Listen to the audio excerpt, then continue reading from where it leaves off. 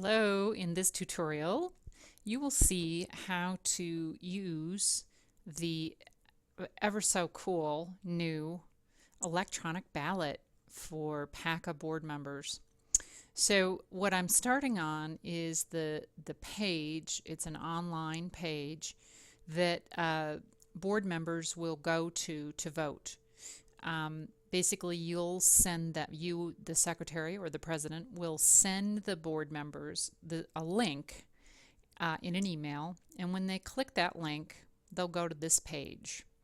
And as you can see, it's a generic form. It's very simple. I'll show you in a bit how to adapt it if you like, but this is how it looks.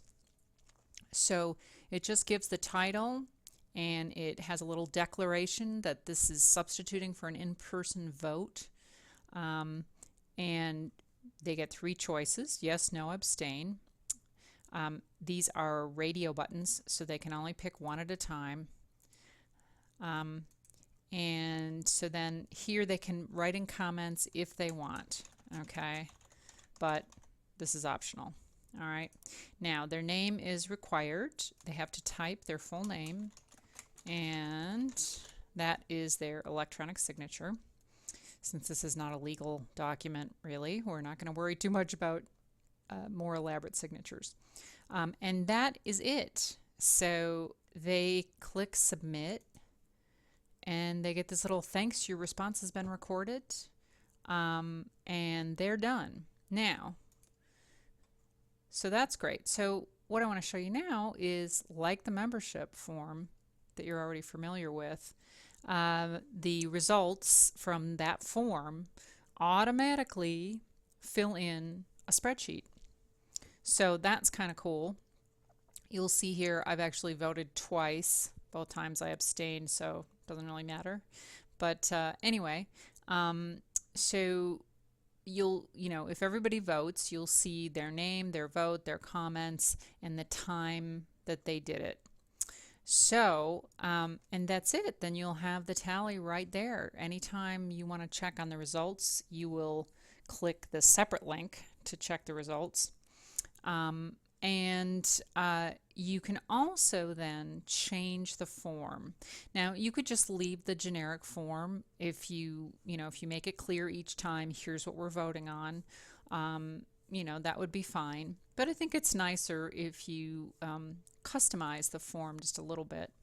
So in order to do that, you would come first here to the spreadsheet, okay, not to the form itself. You'd go to the spreadsheet, and then you come up here and you see there's a menu for form. And so you click on it. It says 2 because it means the form's been filled out twice. So you see the choices here. You can edit the form, and that's what you're going to want to do. So you click that, and you will get this little pop-up, right, which is the form.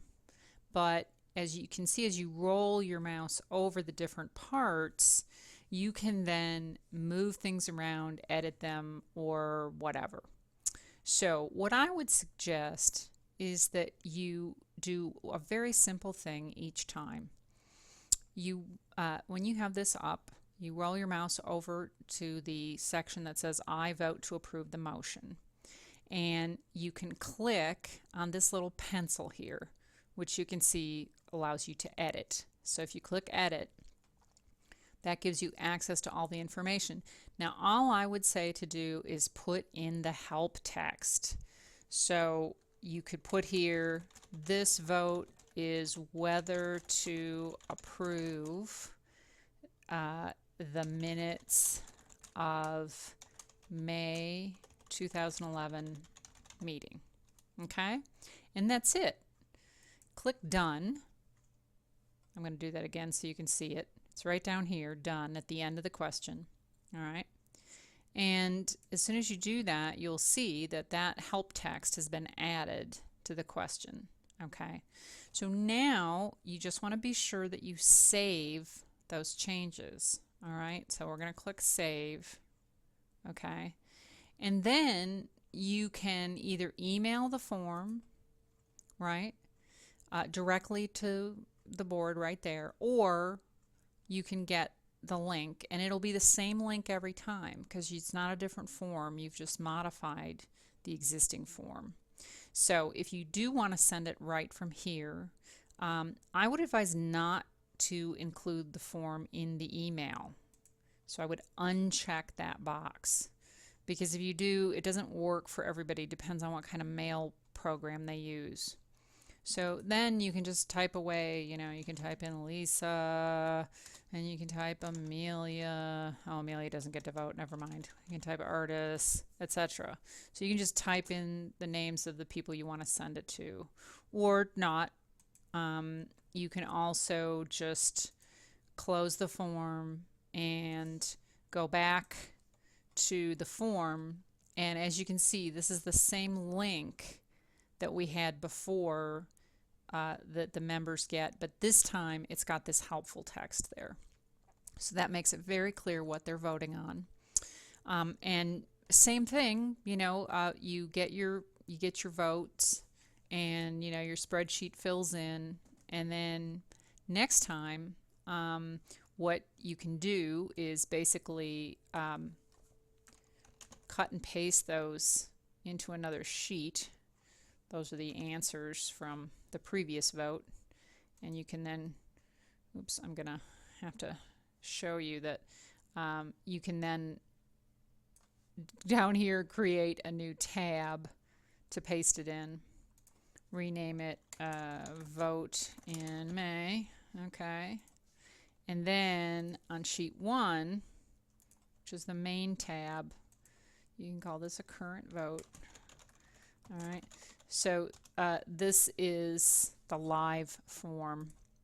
So then the next time you want to change it again, you just follow the same steps. You can use this ballot over and over again. It is fully recyclable, non-paper electronic ballot.